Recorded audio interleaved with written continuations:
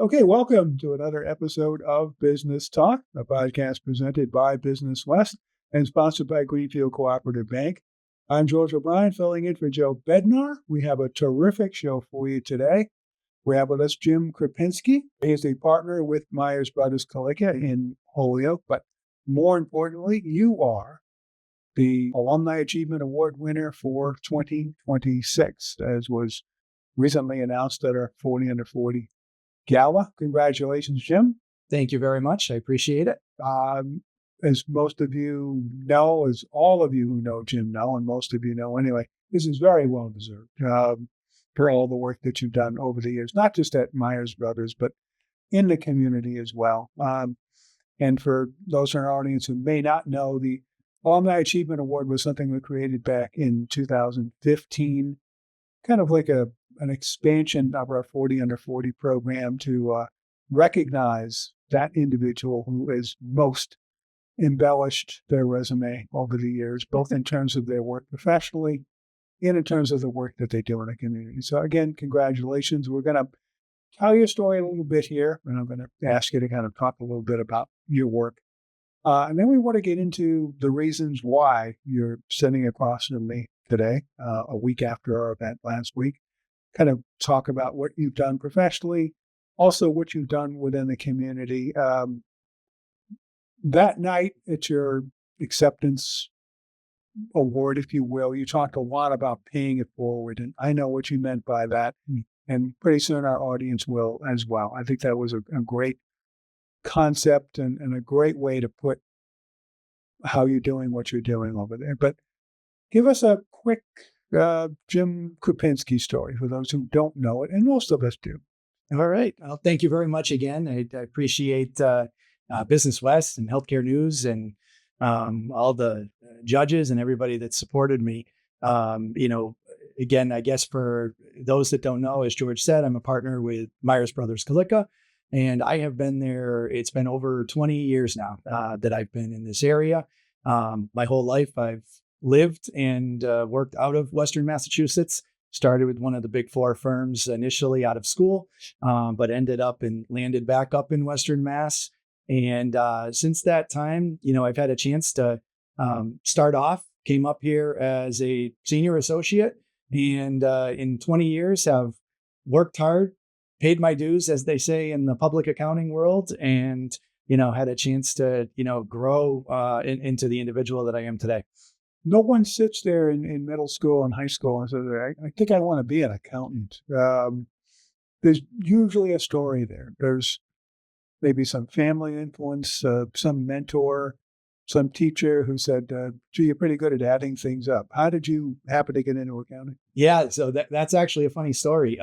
It was not anything I had in mind when I started out of high school, let's say, going into college. And I was actually accepted at college as a psychology major. Like a lot of high school students, didn't really know what I wanted to do, and spent a lot of time the summer in between, spending more time talking with some people, going to orientation, talking with a lot of the other students that I'd be going to school with, and realized at that point in time that maybe business was a little bit more for me. So I did, within my first semester, transition to a business program. And as you said, there's always that one person or that somebody.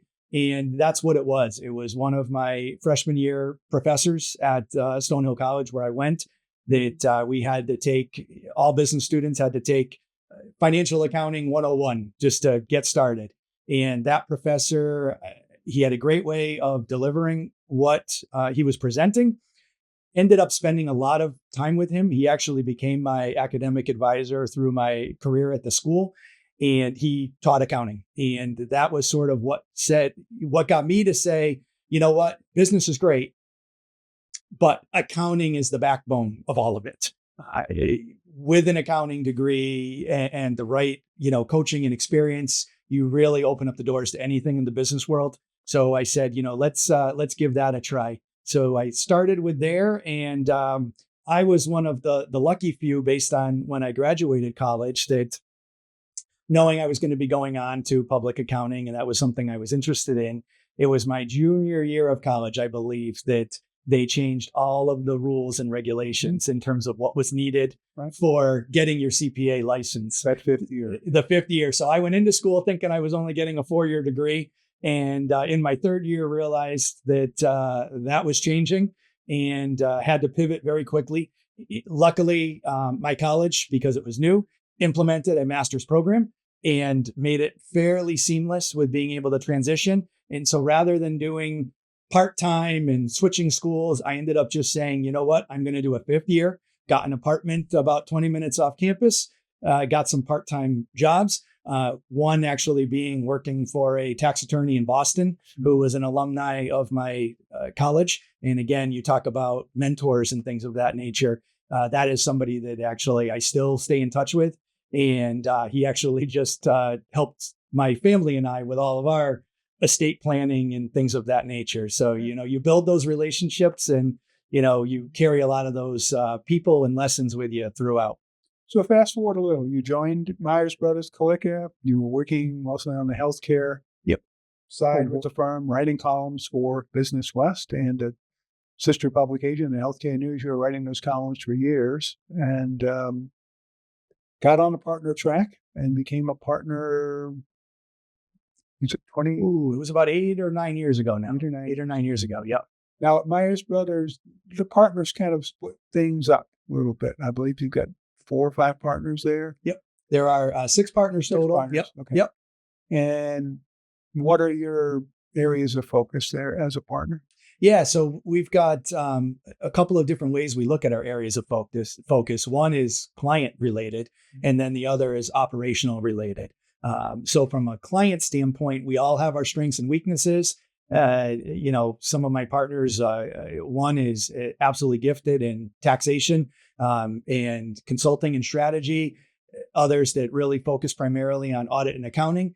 I do a little bit of everything. And over time, my focus has shifted a lot more into the tax side. I started off as a Big Four auditor, but over now it's been about 25 years, taking into account that experience, has shifted to more of a tax consultative type focus. So that's it from a client standpoint. As George mentioned, healthcare clients and medical practices have been a big part of my book of business and my practice. And I would say it probably even today still represents probably close to 30% of my clients' focus in that space. So I still have a strong representation there. In terms of the operational side of things, we have split it up again where our strengths and weaknesses are and determining, who would be best fit for where. And, I am currently one of the partners that helps to oversee our marketing initiatives. Mm-hmm. And with that has become more of a tie-in with the, let's call it the recruiting marketing side of things as well. So I've been heavily involved the last couple of years in terms of recruiting new team members, getting involved with the internship process that we have and things of that nature. Well, that's what I wanted to talk a lot about. In a firm of that size, you've always got to think about keeping the train moving, if you will. Mm-hmm. You're one of the partners now. You've got a core of partners. You've got a strong firm with a lot of veteran people, but you're always moving new people in. Many of them start with internships, your son being one of them. We'll talk about that in a minute. But these people need to be trained. They need to be mentored. They need to learn from the people who have been in that job. Mm-hmm. And talk about how you experienced those same things when you were young and how you now try to work to go from being the mentee all those years ago to being the mentor now. Yeah, it's been a fun shift in being involved with that and being able to take what I've learned and, try to help other people. And that's exactly what it was. That when I first started with the firm, we didn't have a true mentor-mentee program in place. We do today. And as part of that, though, the division that I was in, focusing with healthcare groups, it was a small group and it became informal mentorship through that. I worked very closely with one of the partners at the time, as well as one of the senior managers that we had working with us. And they really took me under my wing and put me into a lot of areas where it's not necessarily your comfort zone, but that's on purpose, to try to get you to learn new things, experience new things, and be able to help with other things. So it was great working with them. And then as time went and I started to experience and be able to do other things within the firm, and also too, after our firm came together, we had Ben Meyers Brothers and Joseph Kalicka and Company. Mm-hmm. It opened up more doors to being exposed to more people. So there were, again, a couple of other partners as time went on that really worked with me and took me under their wing and made sure that I was seeing new things, being exposed to new types of activity and transactions that were occurring for our clients in the marketplace, but also importantly, making sure I was being exposed to clients as well. Over time, we started developing a mentor program at the firm. And what that started was having our younger junior staff working with people that weren't quite partners. You know, when you're a new staff coming into a public accounting firm, you've been in the position for a year or two. The one thing that scares you more than anything is approaching a partner. It's terrifying. We all say we have an open door policy, but I can tell you even today that if there's a new staff that has a question, they're going to go to one of the supervisors or managers before they come knock on my door, and only if it's absolutely necessary. And so at that point in time, being, let's call it a few years in, being a manager at the firm, you know, I was one of those mentors and, had a number of junior staff that we would meet with regularly. You know, we tried to push it where it was at least on a quarterly basis. You'd get together for a cup of coffee, a lunch, and you would just talk about a little bit about what, they have going on from a workload. Were there things that I could help answer that they were too nervous to maybe go ask their supervisor or in charge about? And also career advice. You know, in this profession, the CPA exam is a big one. And helping them get through that, make decisions related to school and education and, what they need to do to get all of those steps in place.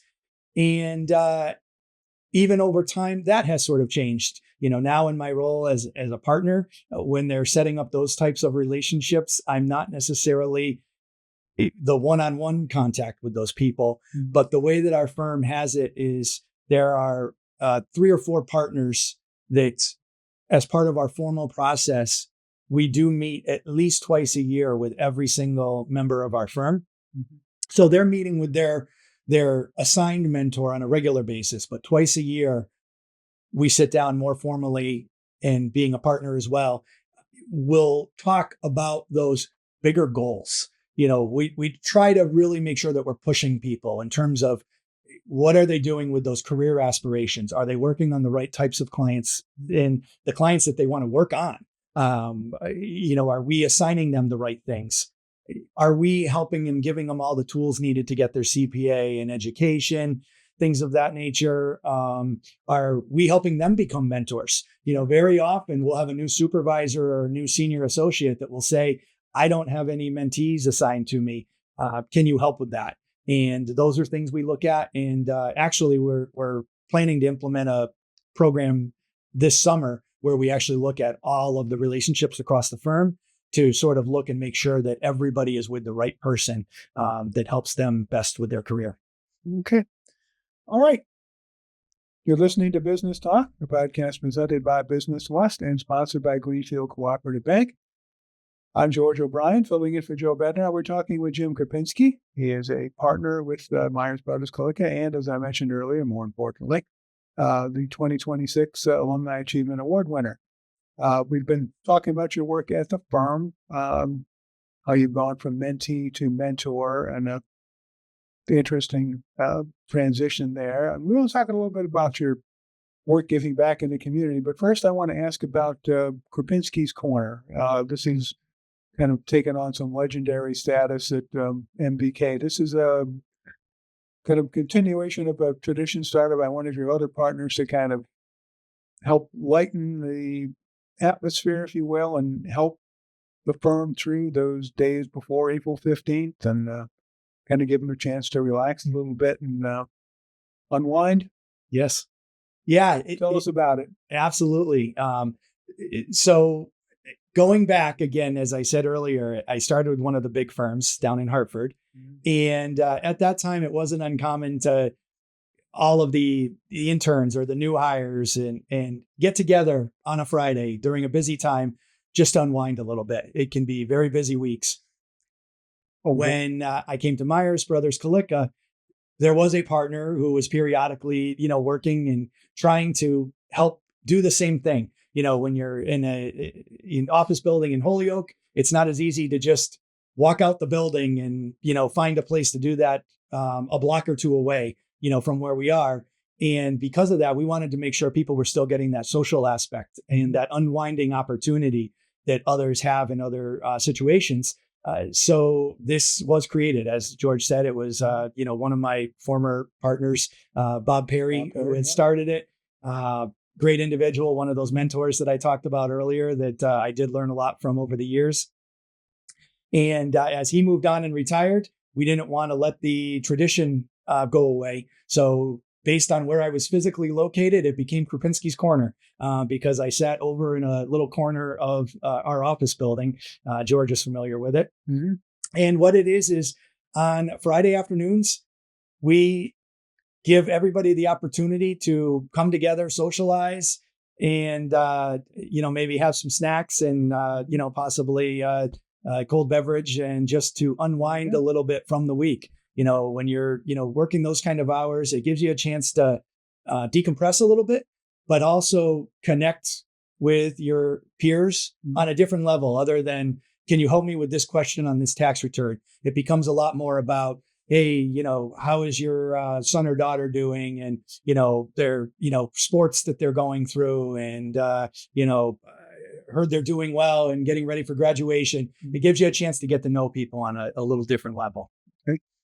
Another thing that Bob was well known for was giving back in the community, and you are now known for that as well.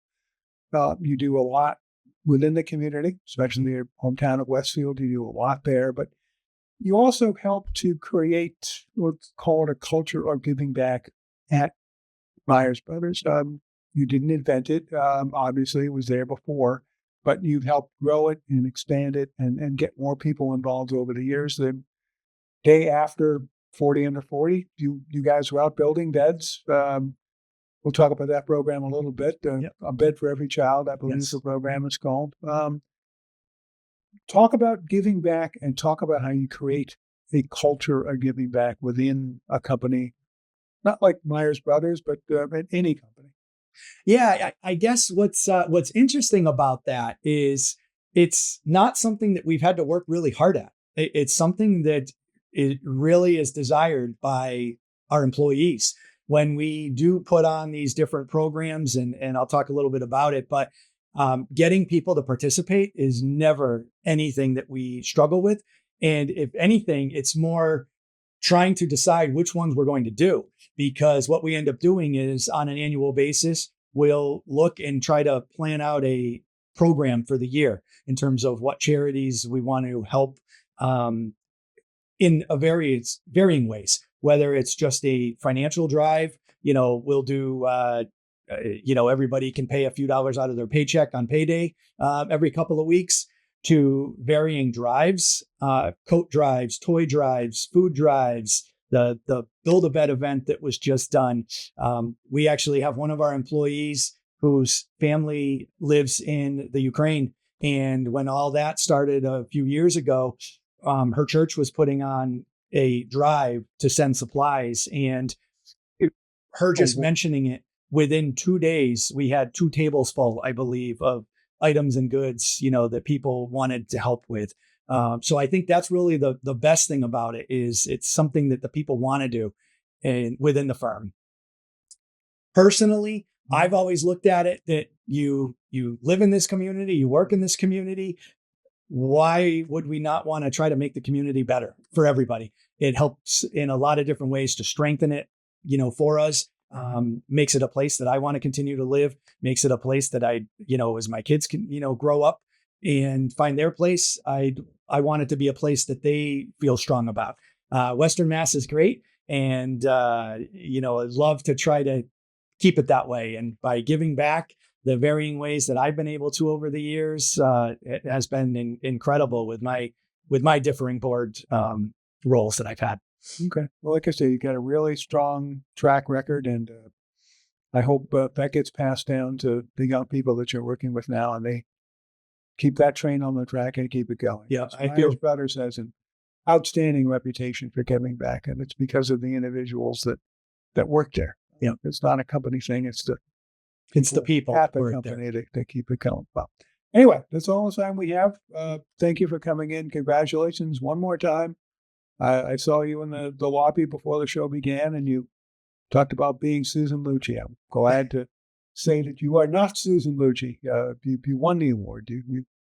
So for those of you who don't know, Susan Lucci was the daytime star who, 15, 16 years in a row was I believe so. in the running for the daytime Emmy, but never got it. You only waited 2 years, and you are now a AAA winner. So congratulations again. Thank you very So much. keep up the good work, as they say.